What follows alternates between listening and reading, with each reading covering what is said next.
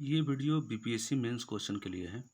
67 BPSC mains जो दिसंबर में संभावित है, उसके लिए करंट और पॉलिटी से जोड़कर क्वेश्चन आने की एक संभावना बन रही है। हाल ही में डिमोनेटाइजेशन से खबर है, सुप्रीम कोर्ट उसकी सुनवाई कर रही है और सुप्रीम कोर्ट ने सरकार से इस पे जवाब मांगा है। बहुत सारे पिटीशन वहाँ पर लगा हुआ है, तो उसकी सुनवाई सुप्रीम कोर्ट की कॉन्स्टिट्यूशनल बेंच 5 बेंच का एक जज कर रही है।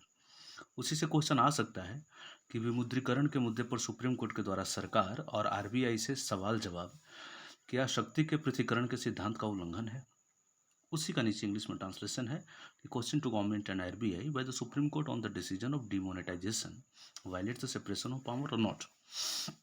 देखिए, इस क्वेश्चन का आंसर जो होगा, तो हमें पता है कि सबसे पहले 3 पार्ट में आप आंसर लिखते हैं। जैसे एक इंट्रोडक्शन लगाते हैं, फिर बॉडी लिखते हैं और फिर उसका कंक्लूजन लिखते हैं। तो इसको देखते हैं कि हम क्या क्या इसमें लिख सकते हैं। तो सबसे पहले इंट्रो में तो बेसिक इन्फॉर्मेशन देना है। इंट्रो में बेसिक इन्फॉर्मेशन देना है कि क्या होता है डिमोनेटाइजेशन। डिमोनेटाइजेशन को सिंपली डिफाइन कर देना है कि व्हाट इज डिमोनेटाइजेशन, ये क्या है। जो वैलिडिटी होती है जो करेंसी की, वो वैलिडिटी जो ख़त्म हो जाता है उसका ख़त्म कर दिया जाता है उसकी, वही डिमोनेटाइजेशन होता है। मतलब जो प्रचलन में जो मुद्रा है वो ख़त्म कर देना, उसके जगह पर नए नोट लाए जाते हैं, ये आपको बताना है। 500 और 1002 का नोट एक बेसिक इन्फॉर्मेशन है कि दोनों को बंद किया गया था, तो ये दोनों आप बताएंगे। उसके बाद आप आ जाएंगे थोड़ा सा इसको और बड़ा करते हुए कि क्या डिमोनेटाइजेशन हुआ है, और ये भारत में पहली बार नहीं बल्कि पहले भी हो चुका है, और वो आपको बताते हुए चलना है कि पहले भी हुआ है और इस बार भी सरकार ने डिमोनेटाइज करने का फैसला लिया था। उसके बाद मेन इसका जो आंसर होगा वो इसका बॉडी, मतलब मेन आप जो उत्तर लिखेंगे इसका, उसमें क्या क्या डालेंगे इस पर ध्यान देना है।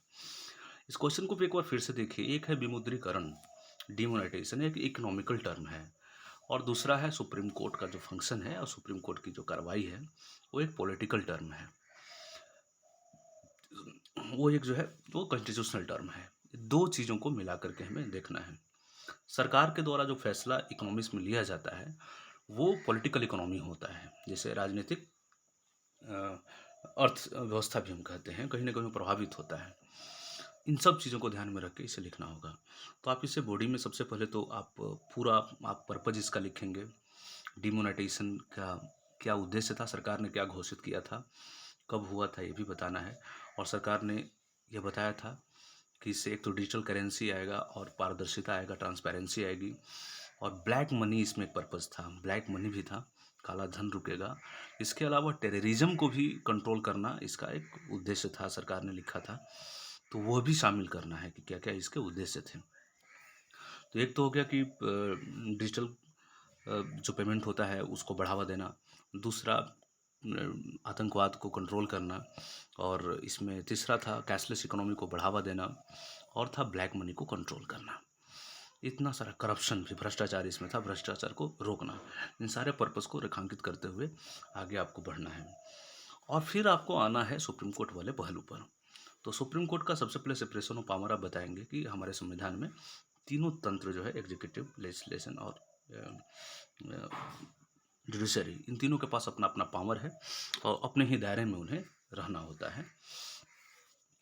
उसमें सेपरेशन ऑफ पावर के बाद आप सुप्रीम कोर्ट का जो ड्यूटी है उसे बताएंगे कि सुप्रीम कोर्ट के पास बाकी के जो तंत्र हैं दोनों, जो विधायिका और कार्यपालिका से ज़्यादा इसके पास बर्डन होता है ड्यूटी का, क्योंकि ये लोगों के राइट्स को डिफेंड करता है, ये प्रोटेक्ट करता है लोगों के राइट्स को, और कहीं ना कहीं आम जनता के जीवन से जुड़ा होता है, इसीलिए इसका दायरा बढ़ जाता है, और इसीलिए इसका इंटरफेयर करना भी होता है और करना पड़ता है इसको इंटरफेयर, और यही कारण है। फिर आप बताएंगे कि सुप्रीम कोर्ट का क्या क्या ड्यूटी है। तो आप बताएंगे कि सुप्रीम कोर्ट भाई मूल अधिकारों का रक्षक है, और जनता के साथ असुविधा होने पर सुप्रीम कोर्ट ही अपेक्स बॉडी है जहां जा सकती है, और सेंट्रल गवर्नमेंट या फिर विभिन्न दो स्टेट्स के बीच के जितने भी समस्याएं हैं, जितने भी इश्यूज हैं, वो सुप्रीम कोर्ट ही तो सुनेगी। तो इन सब से रिलेटेड चीज़ों को आपको दिखाना है। पॉलिटिकल इकोनॉमी आपको बताना है कि वैसी अर्थव्यवस्था जिसमें राजनीतिक से प्रेरित होता है वो पॉलिटिकल इकोनॉमी होता है। तो जाहिर सी बात है कि इसमें सरकार का जो फैसला होता है वो हर तरह से प्रभावित होता है। इसके अलावा भी आपको बताना है कि इसका जो डिमोनेटाइजेशन हुआ, इसका क्या पॉजिटिव रहा, क्या नेगेटिव रहा। नेगेटिव में आप बताएंगे कितनी तकलीफ हुई, अचानक से नोटबंदी हो जाने के बाद लोगों को आम जीवन में अस्त व्यस्त हो गया। कई लोगों की मृत्यु भी इस दौरान हुई थी। लाइन में लोग लगे थे तो असुविधा भी हुई थी। हर एज के लोग लगे थे बैंक में। और एक ट्रांजैक्शन का लिमिट तय कर दिया गया था, जिससे डेली लाइफ पे काफ़ी इफेक्ट पड़ा था। अचानक की उसकी स्थिति हो गई थी, ये सब शामिल करना है आपको। जबकि लोगों का अधिकार है कि सरकार सुविधा मुहैया करा दे, वेलफेयर स्टेट है। इन सब चीज़ों को आप इसमें डालेंगे। फिर आप सुप्रीम कोर्ट के बारे में बताएंगे कि एक शब्द होता है कि जुडिशियल एक्टिविज्म, यानी कि न्यायिक सक्रियता। तो बताएंगे कि न्यायिक सक्रियता सही है, और सुप्रीम कोर्ट जो न्यायिक सक्रियता समय समय पर दिखाती है वो सही करती है, क्योंकि इस सरकार के कहीं न कहीं विफलताओं का ही उदाहरण है कि सुप्रीम कोर्ट को ज़्यादा इंटरफेयर करना पड़ता है।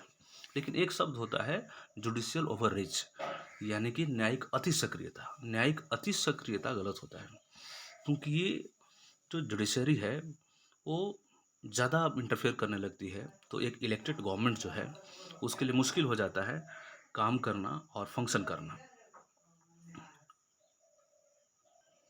इस तरह से एक चुनी हुई सरकार के पास अतिरिक्त दबाव आ जाना कहीं न कहीं काम में बाधा डालेगा, और सफल लोकतंत्र के लिए यह एक अच्छा संकेत नहीं है।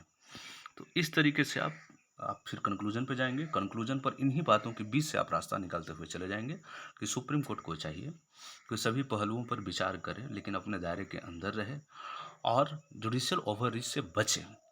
एक जुडिशियल एक्टिविज जो न्यायिक सक्रियता पर ध्यान दे, न्यायिक अति सक्रियता पर ध्यान नहीं दे, और सेपरेशन ऑफ पावर यानी कि शक्ति के प्रतिकरण के सिद्धांतों का पालन करते हुए सफल लोकतंत्र के संचालन में भूमिका निभाए।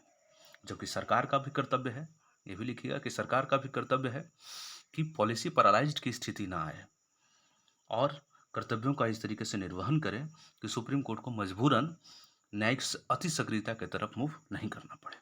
इन्हीं बातों को लेकर आप इस आंसर राइटिंग को पूरा कर सकते हैं। फिर अगला क्वेश्चन के साथ अगला वीडियो में मिलेंगे, और फिर एक नया क्वेश्चन डालेंगे जो कि 67 बीपीएससी मेंस के लिए संभावित होगा। Thank you.